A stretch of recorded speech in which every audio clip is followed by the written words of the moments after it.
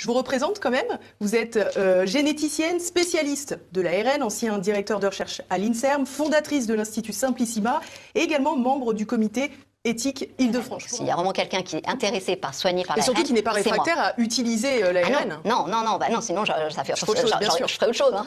En revanche, parce que je connais l'ARN, parce que je connais toute cette littérature, tout le potentiel, l'administrer à des individus sains me paraît effectivement de l'ordre de la folie. On avait avancé sur des thérapies à base de VEGF en ARN, on n'a pas abouti, pas encore. Donc vous voyez que si on n'y arrive même pas encore sur les malades, alors le mettre en œuvre sur une population saine, c'est pour cela que je dis que c'est de la folie. C'est pas de la folie dans l'absolu, c'est de la folie dans le cas, dans les circonstances actuelles de dizaines d'années de développement, de connaissances qui s'accumulent. Pour pas perdre les gens, on va utiliser le mot vaccin. À ce moment-là, c'est un vaccin génique expérimental. Mais il est très important de garder bien le mot génique, parce que sinon on est en train de tromper la personne.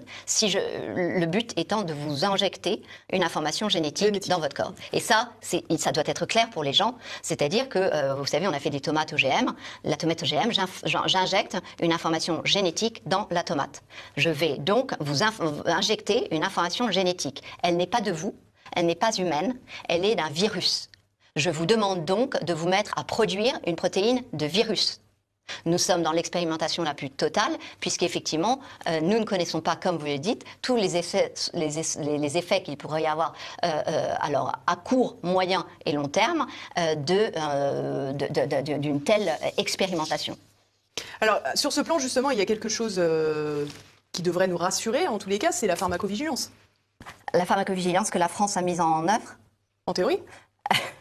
Normalement, sont répertoriés tous les effets secondaires suite à la vaccination, suite d'ailleurs à l'administration d'autres médicaments, il me semble. Oui. Eh bien, écoutez, cette pharmacovigilance, elle pose un vrai problème. C'est qu'en France, elle a été dessinée pour ne rapporter que les cas qui n'étaient pas précédemment listés dans ce qui pouvait advenir d'effets secondaires adverses ou d'événements adverses dans le protocole de Pfizer. Donc, pour être précis, si vous me permettez, je vais citer la phrase. C'est sur le site de la NSM, donc sur la pharmacovigilance, enquête de pharmacovigilance et comité de suivi. Au paragraphe objectif et méthodologie, c'est la première phrase. L'objectif du suivi de pharmacovigilance est de détecter des effets indésirables, nouveaux et ou graves, non identifiés dans les essais cliniques. Voilà.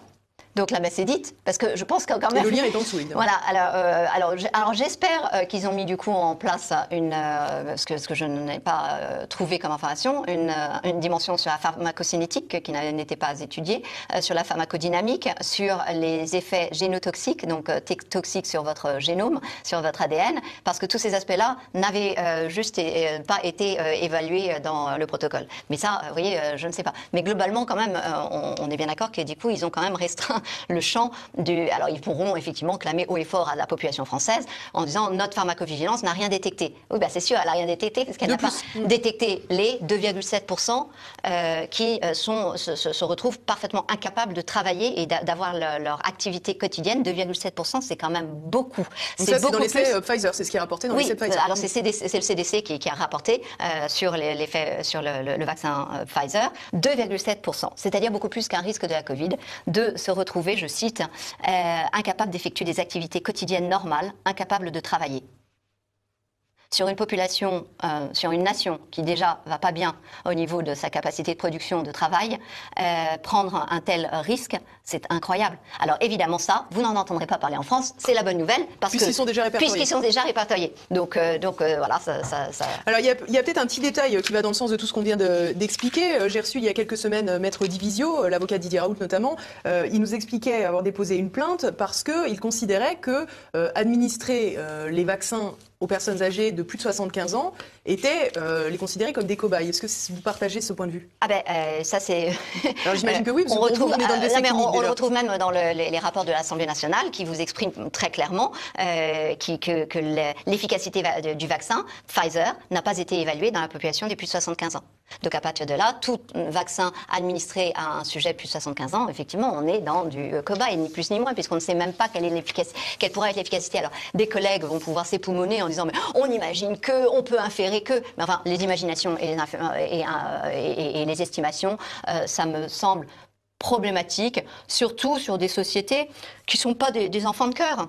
quand vous avez été condamné à 2,3 milliards d'amendes et dommages et intérêts sous prétexte que vous avez une communication en marketing frauduleux sur 13 médicaments, on peut quand même raisonnablement se dire que c'est important de dire que si eux, ils n'ont pas testé l'efficacité sur les plus de 75 ans, il faudrait être très très prudent et c'est tout. Mais indépendamment des plus de 75 ans, comme je vous l'ai expliqué, comme de toute façon l'essai est en cours, de toute façon les autres aussi sont des cobayes. Mais en tout cas, ils sont des cobayes avec un tout petit peu de données chiffrées. Plus de visibilité, dirons. Alors, une visibilité modérée, parce que c'est 95% qui produisent de l'anticorps, mais sans qu'on sache si c'est de l'anticorps facilitant ou neutralisant. Donc sans savoir si vous allez augmenter vos chances d'avoir une forme aggravée de la maladie, donc une forme sévère. Alexandra Orion-Coude, on arrive à la fin de cette émission. Est-ce que vous avez le sentiment, déjà, et oui, on est déjà à plus de 50 minutes. Je pense que je vais revenir alors, parce que j'ai rien dit de tout ce que je voulais dire. Est-ce que vous avez le sentiment de vous battre seul? Alors ça rejoint un peu le début de cette émission. Vous disiez que vous aviez finalement une communauté scientifique foisonnante autour de vous, mais comment expliquez-vous que pas davantage de scientifiques montent au créneau? Il faut du courage pour y aller quand même. C'est-à-dire qu'en fait, il faut alors, ils sont tous là, on est tous là, c'est-à-dire on est plus de 30 000 médecins quand même, c'est pas rien, on est 100 000 citoyens, donc je veux dire, c'est vertigineux, on n'a jamais rassemblé, on est au niveau international avec la déclaration du Brad Barrington dans des chiffres de pareil, de plusieurs dizaines de milliers, ce qui n'a, sur le plan scientifique, à ma connaissance, n'a jamais été un rassemblement aussi important. En revanche, ceux qui l'ouvrent sont peu nombreux. Pourquoi? Parce qu'il y a la censure. Je veux dire quand même, moi, mes vidéos YouTube en 2h30, elles ont été censurées. Mon compte Facebook a été supprimé. Mon post sur LinkedIn a été supprimé. Un post uniquement, bon, ça va. Donc on voit bien qu'il n'y a pas que Trump qui se fait censurer. Il y a aussi une parole scientifique qui se fait censurer. Donc ça, c'est le premier aspect. La deuxième, il y a quand même une dimension de courage. C'est qu'effectivement, il faut accepter de s'en prendre plein la tête. Et alors moi, ça ne me dérange pas. Pourquoi? Parce qu'en fait, d'abord, j'aime bien ça. Oui, mais en fait, je vais vous dire, je ne fanfaronne pas et je ne fais pas là du défi. Mais j'ai la chance, et ce n'est pas le cas peut-être de tous mes collègues scientifiques, que 100% de mes travaux scientifiques, c'est-à-dire 100% de mes articles scientifiques, soient régulièrement cités, c'est-à-dire que tous mes articles ont servi à quelque chose et qu'il ne se passe pas un jour sans qu'il y en ait au moins un qui soit cité, tous les jours. Donc ça veut dire quoi? Ça veut dire que ma contribution scientifique, elle est là, elle est réelle et personne, on peut avoir des tas d'avis sur le fait que j'ai un cheveu là ou pas un cheveu là, que j'ai une fois que je trouve ça incroyable que des collègues aient osé l'ouvrir sur ma foi, alors que c'est évidemment quelque chose qui me semble personnel. Si j'avais eu besoin de faire un coming out sur le sujet, je n'avais pas besoin de mes anciens collègues. Donc vous voyez, là, il y a quand même un discrédit qui est apporté à la parole qui est proprement scandaleux. Moi, je ne les critique pas. D'abord, j'ai beaucoup d'amour et d'affection pour eux, véritablement, et je la conserve. Je trouve qu'on peut ne pas être d'accord, mais ne pas être capable de débattre, c'est-à-dire ne pas accepter la confrontation, c'est déjà une fuite.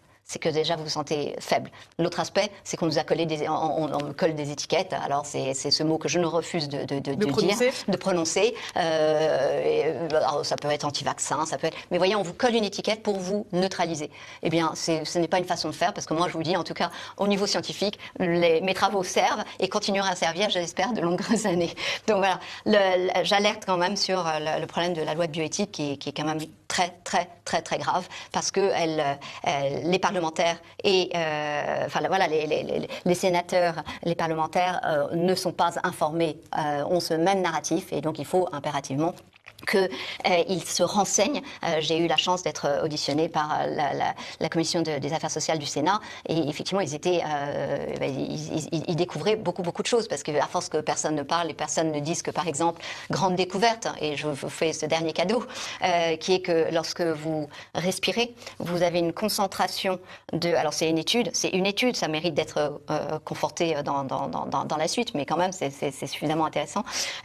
Lorsque vous respirez et que vous avez été vacciné contre la grippe, vous rejetez 6 fois plus de particules virales dans votre respiration. Donc ceux qui disent je me vaccine pour protéger la population, je les alerte sur le communiqué de presse de l'Académie de médecine qui dit clairement que ça risque de provoquer l'émergence de nouveaux variants. Et est-ce que c'est pas ça qu'on a vu en Afrique du Sud, en Angleterre et finalement dans tous les pays qu'on vaccine, et à chaque fois on a le mot variant qui apparaît en même temps. C'est l'Académie de médecine, je me mets derrière. On pose la question en tout cas. Je pose la question. Et le deuxième aspect, c'est effectivement cette étude avec ces particules sur la grippe. Mais effectivement, les mécanismes viraux sont quand même souvent comparables. Donc voilà, on a vu une crise où on a eu un déni des institutions et de leurs acquis. Le Sénat avait tout écrit dans leur rapport H1N1, avait tout analysé, tout décortiqué, ces problèmes de vaccins, de politique, de laboratoire, etc. Je ne comprends pas pourquoi on n'en a pas tenu compte. Il y a un déni d'expertise. Monsieur Raoult, l'IHU de Marseille et tous mes collègues scientifiques qui ne sont pas écoutés. Et il y a eu un déni du soin. Et ça, c'est très grave. Il y a des traitements possibles pour la Covid-19. Il y en a maintenant plusieurs. Avant, on n'en a parlé que d'un, hydroxychloroquine. En fait, il y a le duo macrolide-zinc, c'est-à-dire antibiotiques Zitromax, zinc, plus ou moins hydroxychloroquine, donc duo ou trio. Il y a l'ivermectine et il y a aussi plein d'autres solutions qui ont moins pignon sur rue et qui ont fait l'objet de moins d'études. L'ivermectine, c'est quoi? C'est un antiparasitaire. En une dose, vous carchérisez l'affaire. C'est quand même très très intéressant. Non mais donc voilà, donc des solutions, des traitements, ils sont là. Hein, donc, et c'est des molécules qu'on connaît depuis vraiment bien longtemps. Il y a aussi le clofoctol, qui était un suppositoire qu'on administrait même aux enfants, mais qui a été retiré du marché, et pourtant l'Institut Pasteur de Lille dit mais c'est extraordinaire, donc pareil, il faut à se demander pourquoi on ne le met pas en œuvre. Voilà, donc des solutions, il y en a. La vaccination, je le répète, a un certain nombre de problèmes. L'ARN peut devenir ADN, l'ADN peut s'intégrer au génome. Et ça, c'est... Comment je le sais ?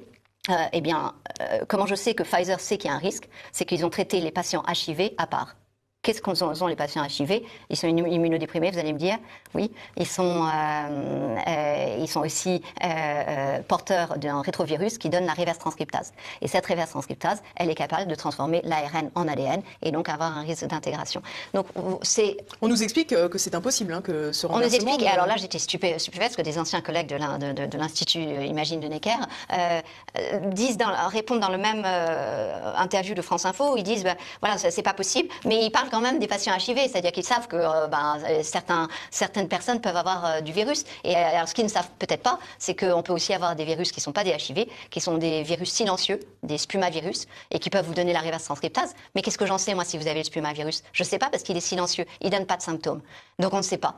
Donc en fait, prodigieusement, il faut dire qu'on ne sait pas, et que si jamais il n'y avait vraiment aucun risque de transmission à la descendance, alors pourquoi il y a des pages entières du protocole de Pfizer qui sont dédiées au fait qu'il est très très important d'être sous contraceptif ou d'avoir des rapports protégés ou même d'être passé par la vasectomie pour les hommes dans le protocole de Pfizer. C'est-à-dire que très clairement, ils expriment dans leur protocole qu'il ne faut pas être en risque de tomber enceinte ou que ce soit homme ou femme. C'est pas banal. Alors comment est-ce qu'on peut l'expliquer si ce n'est qu'il y a un risque de transmission aux générations suivantes?